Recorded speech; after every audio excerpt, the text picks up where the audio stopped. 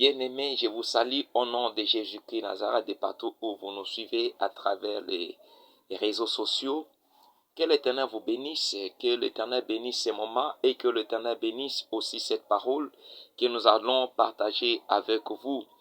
Je vais prier, Seigneur, je te bénis pour ce moment le plus merveilleux que tu nous donnes. Papa, la Bible dit que les bons serviteurs que le Seigneur trouvera en train de donner la nourriture au peuple au temps convenable. Seigneur, voulons et tes grâces partager la parole avec ton peuple. Laisse que cette parole soit bénie, que le Saint-Esprit puisse guider nos paroles, nos pensées, nos raisonnements soient inspirés par le Saint-Esprit et que ton peuple ait l'occasion de nous écouter. Au nom de Jésus, j'ai ainsi prié et j'ai dit Amen. Bien-aimés, ce message, c'est une sonnette d'alarme. Nous sommes en train de dispenser la parole de Dieu et la Bible dit que nous devons donner la nourriture au temps convenable. Et nous voulons parler de la nourriture que le Seigneur Jésus-Christ nous a parlé. Nous allons lire la Bible. La Bible dit dans le livre de Matthieu chapitre 24, au verset 45, la Bible dit ceci, que donc le serviteur fidèle et prudent que son maître a établi sur ses gens pour leur donner la nourriture au temps convenable. Je reprends, la Bible dit que donc le serviteur fidèle et prudent que son maître a établi sur ses gens pour leur donner la nourriture au temps convenable. C'est dans le livre de Matthieu chapitre 24 au verset 45. La Bible est en train de nous demander, nous les serviteurs de Dieu, de donner la nourriture aux gens au temps convenable. Bien aimé, il faut savoir que à chaque temps, il y a un message à chaque moment, à chaque temps, à chaque époque, à chaque saison. Mais à cette époque où nous sommes à une époque où il y a un autre message qui doit sortir. Il y a l'époque où la Bible nous parle d'Adam et Ève, de la création, tout ça. Il y a l'époque où la Bible nous parle du déluge. Il y a l'époque où on nous parle aussi l'époque de Sodome et Gomorrhe. Il y avait la pluie des feux. Et il y a l'époque, la Bible nous parle de la sortie des enfants d'Israël de la terre pour aller à la terre promise, et des enfants d'Israël qui ont quitté l'Égypte pour aller à la terre promise. Il y a l'époque où on nous parlait de la royauté de David, ainsi de suite. Il y a l'époque de la roi Saoul. Il y a l'époque de Jésus est venu pour nous prêcher aussi l'évangile du royaume pour le salut de tous ceux qui vont croire en son nom et tous ceux qui vont les recevoir comme Seigneur et Sauveur dans leur vie, qu'ils soient sauvés. Et Jésus est venu pour nous préparer à l'enlèvement. Et Jésus est venu pour établir le serviteur de Dieu, les apôtres, qui va lui préparer la moisson que nous sommes. La moisson qui est son peuple, qui le Seigneur a s'aimer dans ce monde, qui puisse lui servir, qui puisse produire des fruits, de bons fruits, qui va permettre au Seigneur, alléluia, de venir quand le fruit sera mis, quand la semence sera mise, quand la semence sera bien accomplie, et le Seigneur viendra récolter maintenant sa semence, qu'on est en train d'appeler l'enlèvement. Il nous a établi pour donner, pour arroser, pour arranger le champ, pour faire quoi? Pour sacrer la terre, pour semer la semence, pour nourrir cette semence, de mettre de la fumier, arroser de la semence, afin que la semence puisse croître avec une bonne santé, et quand la semence sera bien accomplie, sera bien préparé, sera bien nourri, et cette semence, le Seigneur viendra maintenant prendre, récolter cette semence pour l'amener maintenant dans son royaume. Et maintenant, quel est le rôle de l'Église? C'est de préparer le peuple de Dieu pour l'enlèvement. Et maintenant, pour le moment, qu'est-ce que l'Église est en train de faire? Le message selon l'état où nous sommes. Parce que la Bible dit, le bon serviteur qui est en train de donner la nourriture aux gens au moment convenable. Le moment convenable, c'est quel moment? La Bible a beaucoup de prophéties selon ces temps où nous sommes. La Bible a parlé beaucoup et la Bible nous a beaucoup éclairci. Ça, c'est l'introduction de mon message.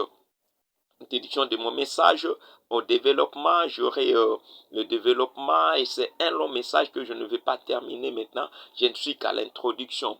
La Bible nous dit dans le livre de quoi? De Matthieu chapitre 24, la Bible dit, je reprends, quel est donc le serviteur fidèle et prudent que son maître a établi sur ces gens pour leur donner la nourriture au temps convenable. Les serviteurs, la Bible dit, le serviteur prudent, ces serviteurs, la Bible dit quel est donc ce serviteur fidèle et prudent. Un serviteur d'abord fidèle et qu'il soit aussi prudent. Un bon serviteur, un serviteur fidèle, c'est le serviteur qui est en train de faire la volonté de son maître. Un serviteur fidèle, c'est celui qui est en train de satisfaire son maître.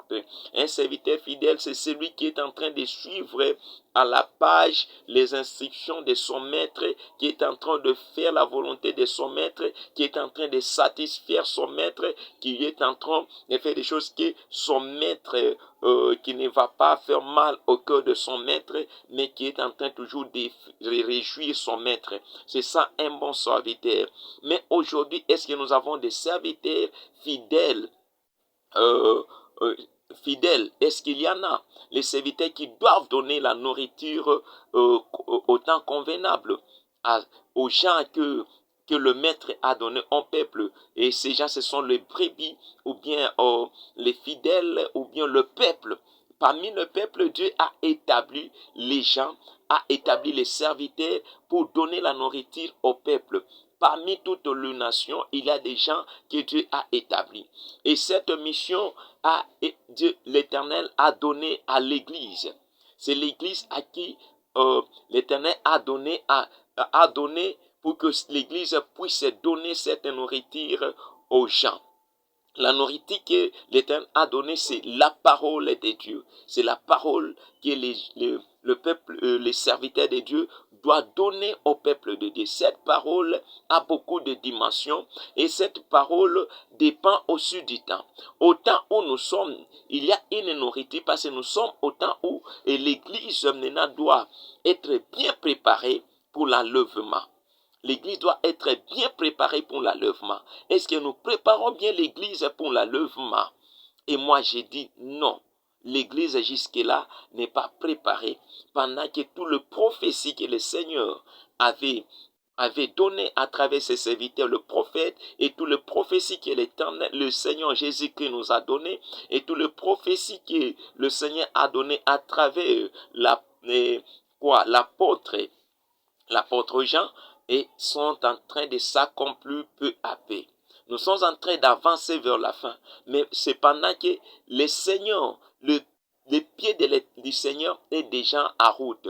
Le Seigneur a déjà mis les pieds en route pour venir prendre sa moisson, pour venir enlever l'Église, pour venir enlever l'épouse qui est l'Église. Est-ce que le peuple sont réellement bien préparés? Je ne crois pas. Pourquoi j'ai dit que je ne crois pas? Parce que nous sommes en train de voir que le même message que l'Église est en train de donner au peuple de Dieu, le même message qu'on avait donné en 1990, c'est le même message qu'on est en train de donner aujourd'hui. Et pourtant, nous qui sommes de l'Église des réveils, ou bien nous disons que nous sommes de la sainte doctrine, nous les chrétiens plutôt, voulais-je dire, nous disons que nous les chrétiens, nous sommes de la sainte doctrine. La sainte doctrine, c'est la doctrine qui parle de l'enlèvement, qui prépare la préparation et parmi les principes et de la sainte doctrine, il y a la principe moteur, la principe sur lesquels nous devons vraiment mettre de l'accent sur la principe de la préparation de la moisson du Seigneur. Préparer le peuple pour l'enlèvement, le principe de préparer le peuple pour l'enlèvement. Mais est-ce qu'aujourd'hui nous préparons le peuple pour l'enlèvement? Non, nous sommes en train de parler toujours de miracles.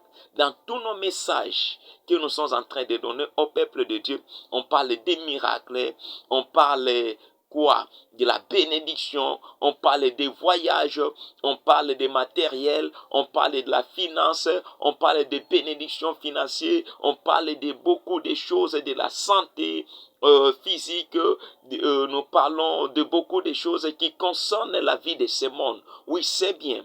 L'Éternel nous avait appelés pour ne pas être pauvre, mais pour être riche. Parce que si quelqu'un est perdu dans la pauvreté, il risque de faire de mauvaises choses, il risque d'être corrompu, il risque de suivre d'autres chemins, il risque de faire de bêtises à cause de la pauvreté. Parce que le ventre affamé doit chercher la nourriture. Et un ventre affamé doit chercher à se rassasier. Alors si quelqu'un est affamé, risque de voler, risque de prendre quelque chose par force, risque de quitter la nuit pour aller tuer afin qu'il puisse avoir la nourriture. Nous devons prêcher la richesse, oui, soit bien. Prêcher l'argent, prêcher le voyage, prêcher les mariages, prêcher toutes choses, c'est bien. Mais jusque-là, on ne prêche pas les saluts. Jusque-là, on ne prêche pas l'enlèvement. Nous devons préparer les peuples à l'enlèvement. Hommes de Dieu, serviteurs de Dieu, le fidèle des églises, le peuple qui m'écoute, qui sont en train de me suivre en ce moment, sachez que Jésus revient bientôt. Jésus revient bientôt. Il y a les signes que l'Éternel nous a laissés qui doivent nous montrer que réellement il est en route. Il y a des signes. Parmi ces signes, aujourd'hui, je vais citer qu'un seul signe. Après, dans mes messages suivants, je citerai d'autres signes. Parmi les signes, aujourd'hui, je vais citer un seul signe aujourd'hui. Je suis toujours dans le livre de Matthieu chapitre 24. Maintenant, c'est le verset 15. La Bible dit, c'est pourquoi, lorsque vous verrez l'abomination de la désolation dont a parlé le prophète Daniel, établi dans les lieux saints, que celui qui lit fasse attention. Je reprends. C'est pourquoi, lorsque vous verrez l'abomination de la désolation dont a parlé le prophète Daniel, établi en lieu saint, que celui qui lit fasse attention. Que celui qui lit fasse attention. Aujourd'hui, mes frères et mes sœurs, l'abomination, aujourd'hui, quand on parle de l'abomination, c'est le péché extrême. Un péché qui a atteint un niveau très élevé, c'est ce qu'on appelle l'abomination. C'est le péché, un péché le plus élevé, un péché qui fait mal à l'Éternel, un péché que l'Éternel risque même de ne pas pardonner, un péché qui peut faire pleurer l'Éternel, un péché qui peut faire que l'Éternel puisse consumer même le monde, que l'Éternel puisse détruire le monde. C'est ce qu'on appelle l'abomination. La Bible déclare, lorsque vous verrez, la Bible dit, lorsque vous verrez l'abomination de la désolation dont a parlé le prophète Daniel, établi en lieu saint, que celui qui lit fasse attention. L'abomination de la désolation dont a parlé le prophète Daniel s'établit en lieu saint. Les lieux saints, c'est où? Les lieux saints, d'abord dans l'église, il y a le parvis, il y a les lieux saints dans l'église. Il y a le lieu aussi très saint. Mes frères et mes sœurs, maintenant, tout ce que nous voyons dans ce monde, quand on parle du lieu saint, ce n'est pas que quelqu'un va quitter la route pour aller dans une église qui est le bâtiment et que nous voyons entrer dans un temple et aller jusqu'à la chair du temple, commencer à pécher, ou bien jusqu'à l'estrade. L'estrade aujourd'hui, c'est là où nous appelons les lieux saints. L'estrade, là où on prêche la parole de Dieu, là où se tient le pasteur, là où on pose la chair pour prêcher la parole de Dieu, c'est ce qu'on appelle estrade. Maintenant, les lieux saints dont la Bible est en train de parler, ce n'est pas l'estrade ou bien la chair. Non. Là où se tient le pasteur, ce n'est pas ça, les lieux saints. Mais la Bible dit, quand vous verrez l'abomination de la désolation dont a parlé le prophète Daniel, s'établit dans le lieu saint, que celui qui lise fasse attention. S'établit dans le lieu saint. Et aujourd'hui, le lieu saint dont parle la Bible, c'est-à-dire que tout ce que les hommes de Dieu prêchaient comme péché, tout ce que les hommes de Dieu étaient en train d'interdire aux hommes de ne pas faire, tout ce que les hommes de Dieu étaient en train d'éviter à faire, quand vous le verrez eux-mêmes commencer à faire ces choses, commencent à pratiquer, à faire des mauvaises pratiques, à pratiquer des choses mauvaises, que celui qui lise fasse attention. Et la Bible nous appelle à la lire, parce qu'il y a beaucoup de promesses qui concernent, ou plutôt, il y a beaucoup de prophéties concernant la fin du temps. Il y a beaucoup de prophéties ici qui doivent nous montrer à quel temps nous sommes, quel moment où nous sommes, quelle époque où nous sommes, à quelle heure où nous sommes. Maintenant, je vais vous dire que maintenant nous sommes à midi. Le midi, ce qu'on appelle le midi, c'est le milieu, le milieu du temps. C'est-à-dire le temps qui précède le soir et la fin du matin. C'est ça, le midi, la fin du matin et le temps qui précède le soir. Nous sommes au milieu. Nous sommes en train de chuter vers le soir.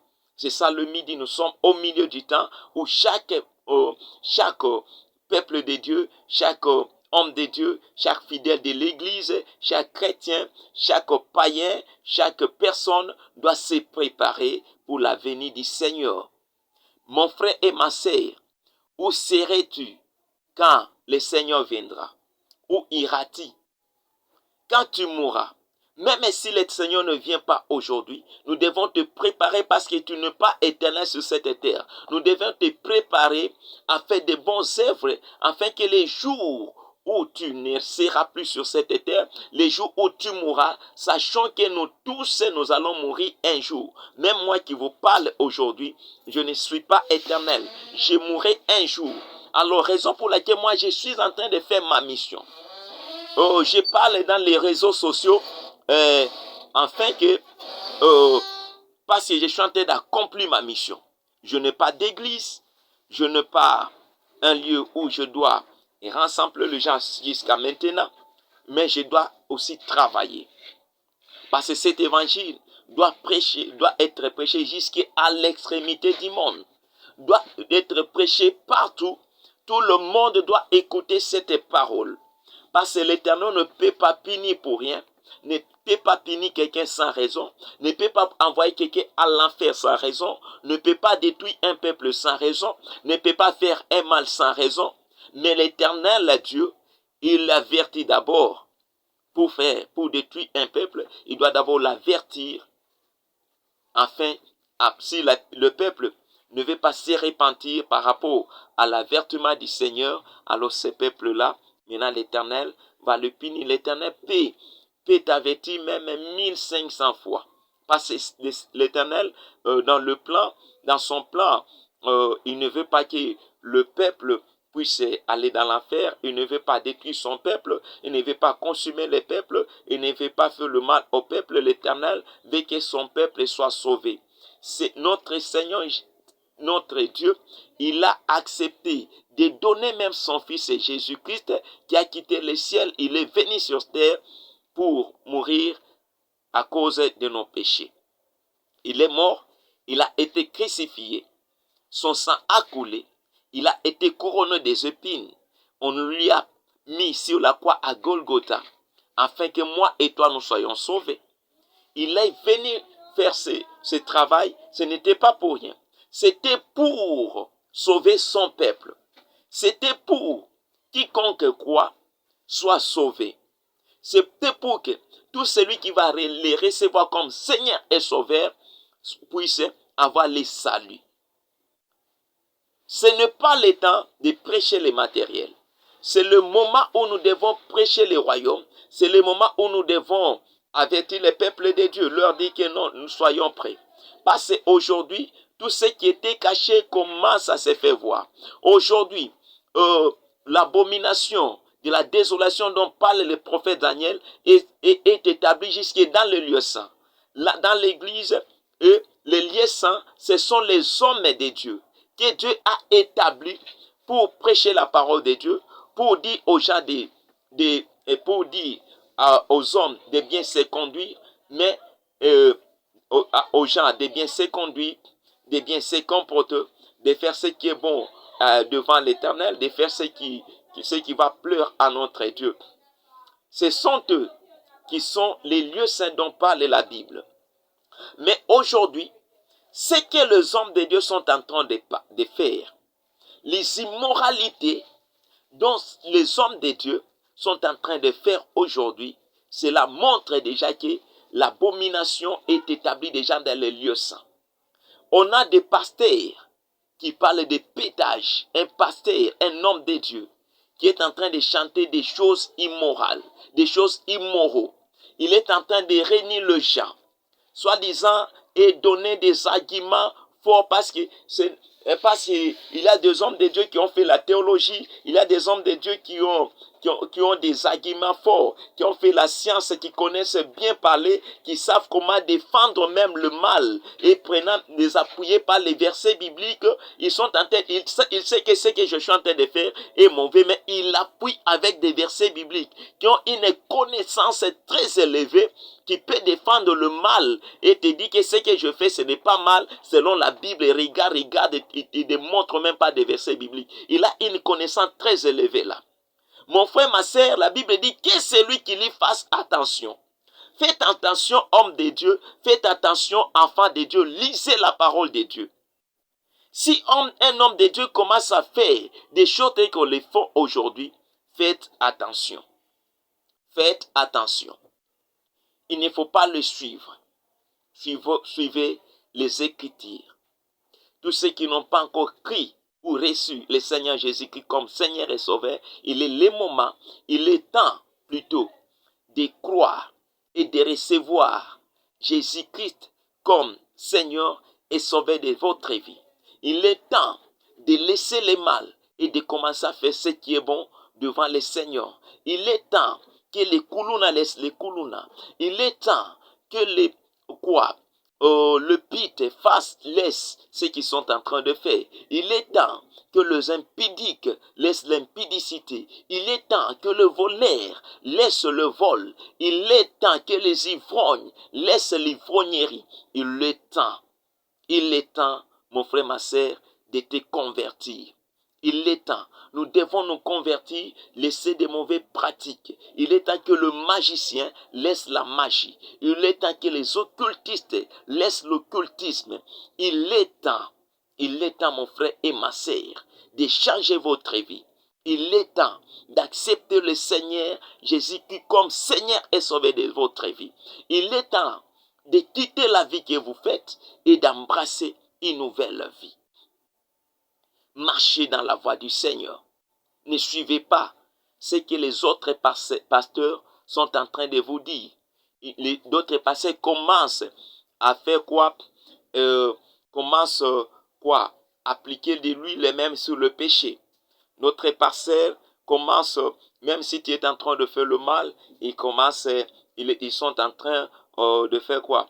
De chercher à comment te dire des choses pour que tu ne laisses passer mal. Il y a des pasteurs qui sont là et ne regardent que l'argent. qui ne regarde que l'argent. Si tu as de l'argent, quel que soit le mal que tu es en train de faire, lui ne te dira que mon frère, ce que tu es en train de faire est mauvais. Ils vont commencer seulement à te bénir, à te dire de bonnes paroles, afin que tu puisses leur donner de l'argent, pendant que ton âme ira dans l'enfer un jour.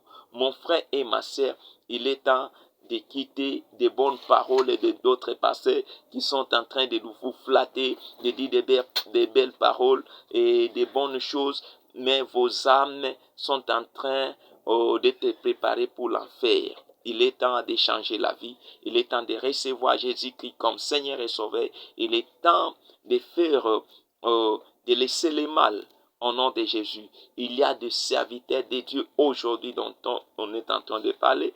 Vous-même, vous voyez ce qui se passe dans le monde. Je ne suis pas là pour vous dire tel et tel. Mais vous savez vous-même et vous voyez vous-même ce qui se passe dans le monde. Il y a des pasteurs qui sont en train de réunir des pites avec lesquels ils vont faire des clips.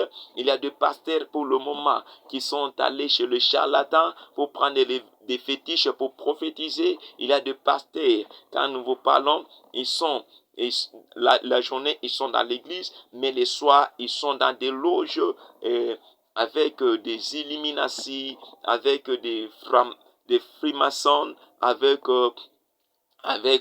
des Rosquois, avec de pratiques démoniaques, afin qu'ils puissent renforcer les capacités spirituelles et pour venir dans l'église, commencer à prophétiser. Et ce sont les prophéties, il y a d'autres qui donnent des prophéties des démons. Ce qu'il est en train de faire, ce sont les démons, les djinns qui sont en train de les révéler. Ils sont utilisés par des esprits maléfiques qui leur donnent des révélations, des informations sur la vie des hommes et ils les donnent comme des prophéties. Et la Bible dit, vous les reconnaîtrez par ceux qui sont en train de faire. Vous les reconnaîtrez. Il y a des fruits, il y a des choses qui est en train de montrer que cet homme de Dieu est en train de mal se comporter. Il y a des signes. Mon frère et ma sœur, soyez prêts. Ça, c'est les premières, ce n'est que l'introduction de mon message. Je crois que nous allons continuer avec notre message. Le grand thème, c'est la sonnette d'alarme. La sonnette d'alarme, c'est ça, notre grand homme que nous allons utiliser pour pour cette époque, pour ce temps, pour ce moment, pour cette époque où nous sommes. C'est la sonnette d'alarme que nous sommes en train de sonner afin que le peuple de Dieu soit sauvé. Que l'Éternel vous bénisse partout où vous êtes. Que l'Éternel soit avec vous. Que l'Éternel conduise votre vie. Que l'Éternel vous guide. Au nom de Jésus, j'ai ainsi prié et j'ai dit Amen.